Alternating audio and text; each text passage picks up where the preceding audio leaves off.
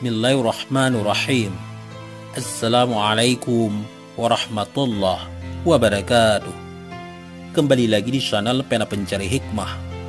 Kali ini kita akan bahas penjelasan tentang bidadari. Jangan lupa sukai video ini, komen, dan berlangganan, serta bagikan video ini agar bermanfaat bagi semua. Di dalam kabar dari Nabi Shallallahu Alaihi Wasallam, sesungguhnya beliau bersabda, Allah yang Maha Luhur menciptakan wajah-wajah bidadari dari 4 warna, yaitu putih, hijau, kuning, dan merah. Ia menciptakan kedua tangannya dari za'faran, misik atau kasturi, anbar, dan kapur. Rambutnya dari sutra. Mulai dari jari-jari kedua kakinya sampai kedua lututnya diciptakan dari za'faran dan wewangian. Mulai dari kedua lututnya sampai payudaranya dari misik atau kasturi. Mulai dari payudaranya sampai lehernya dari anbar. Dan mulai dari lehernya sampai kepalanya dari kapur. Jikalau bidadari meludah dengan sekali ludah di dunia, niscaya ludah itu menjadi misik atau kasturi. Tertulis di dadanya nama suaminya dan sebuah nama dari asma-asma Allah yang Maha Luhur. Di setiap tangan dari kedua tangannya terdapat 10 gelang dari emas. Di jari-jari tangannya terdapat 10 cincin, dan di kedua kakinya terdapat 10 gelang kaki dari permata dan lu'lu' atau mutiara. Diriwayatkan dari sahabat Ibnu Abbas radhiyallahu an, sesungguhnya Nabi Shallallahu Alaihi Wasallam bersabda, sesungguhnya di dalam surga terdapat bidadari yang dipanggil dengan nama Aina. Ia diciptakan dari 4 perkara, yaitu dari misik atau kasturi, kapur, anbar, dan za'faran, dan tanahnya diaduk dengan ma'ul hayah atau air kehidupan. Semua bidadari merindukan suami-suaminya, dan jikalau bidadari meludah di laut dengan sekali ludah, niscaya air laut menjadi tawar karena ludahnya.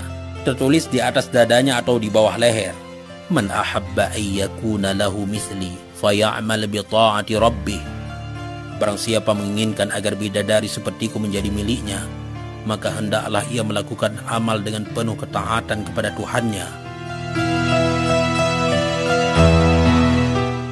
Di dalam kabar dari sahabat Ibnu Mas'ud radhiyallahu an berkata, Nabi Shallallahu Alaihi Wasallam bersabda, ketika Allah yang Maha Luhur menciptakan surga Adnin, ia memanggil malaikat Jibril, lalu ia berkata kepadanya, pergilah ke surga Ad dan lihatlah pada apa yang telah aku ciptakan untuk hamba-hamba dan kekasih-kekasihku.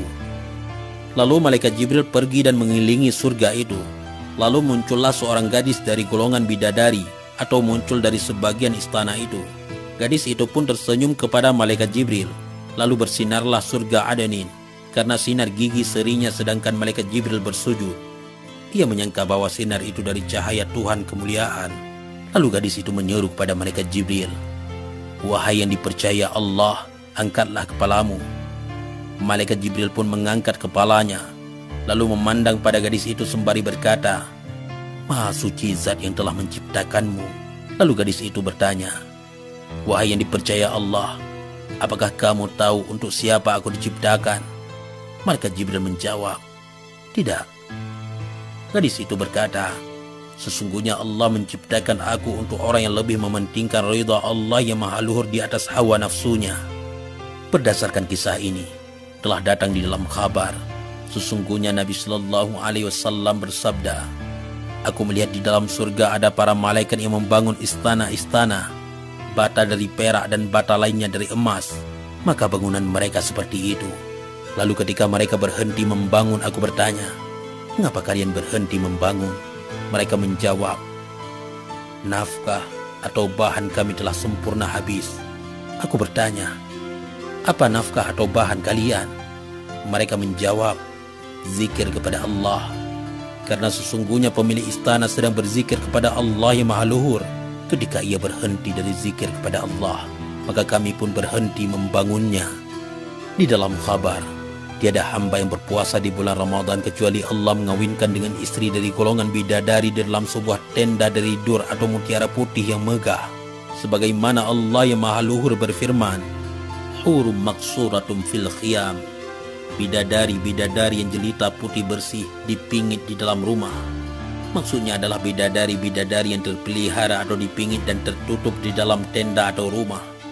Setiap wanita dari golongan bidadari memiliki 70 pakaian, dan setiap laki-laki memiliki 70 ranjang sutra dari batu yakut merah, dan di atas ranjang terdapat 70 kasur, dan setiap kasur terdapat wanita. Setiap wanita memiliki 1000 pelayan. Setiap pelayan bersama atau membawa piring dari emas untuk membawa makanan padanya, dan suaminya pun demikian sepertinya. Ini semua untuk orang yang berpuasa di bulan Ramadan selain amal kebaikan yang dilakukan di dalam bulan Ramadan. Catatan, kabar bagian paling terakhir ini menurut saya cukup membingungkan. Nah, untuk memahaminya, cobalah baca riwayat hadis aslinya yang dinilai dhaif dan mungkar. Wallahu a'lam. Telah mengisahi kami Ibrahim bin Hamad bin Ishaq, telah mengisahi kami Umar bin Syabah, telah mengisahi kami Amir bin Mudrik al-Harisi, telah mengisahi kami Jarir bin Ayyub dari Asy-Sya'bi, dari Nafi bin Mas'ud al-Ghifari, bahwasanya ia mendengar Rasulullah sallallahu alaihi wasallam pada suatu hari dan telah tampak hilal bulan Ramadan. Beliau bersabda, seandainya seorang hamba mengetahui apa yang terdapat pada bulan Ramadan, sungguh umatku akan mengangankannya dijadikan sepanjang tahun. Kemudian seorang dari suku Khuza'ah berkata, wahai Rasulullah, ceritakanlah kepada kami hal-hal yang terdapat pada bulan Ramadan itu. Beliau menjawab, sesungguhnya surga berhias untuk bulan Ramadan sejak awal tahun ke tahun berikutnya. Jika tiba awal hari dari bulan Ramadan, berhembuslah angin dari bawah arash, menggerak-gerakkan dedaunan surga. Melihat hal itu, bidadari yang bermata jeli berkata, wahai Tuhan, jadikanlah dari hamba-hambamu pada bulan ini sebagai suami yang menyenangkan kami, dan kami pun menyenangkan mereka.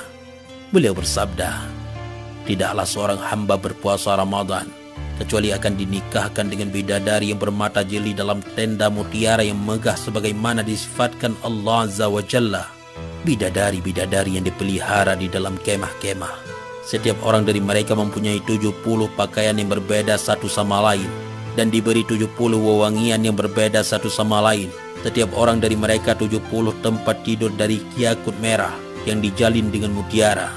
Setiap tempat tidur mempunyai 70 kasur dari sutra tipis, sedangkan bagian atasnya dari sutra tebal, dan di atas 70 kasur itu terdapat singgasana. Setiap orang dari mereka mempunyai 70.000 pelayan wanita dan 70.000 pelayan pria. Setiap seorang pelayan pria membawa tatahan emas dengan berbagai makanan. Ia akan mendapatkan kelezatan suapan berikutnya yang tidak ia dapatkan pada suapan sebelumnya. Dan istrinya akan diberi seperti itu juga di atas tempat tidur dari yakut merah. Di atasnya terdapat 2 gelang emas yang dijalin dengan yakut merah. Ini adalah untuk tiap hari puasanya pada bulan Ramadan, selain amalan kebaikan pada bulan itu. Wallahu a'lam bissawab. Mudah-mudahan ini semua bermanfaat. Assalamualaikum warahmatullahi wabarakatuh.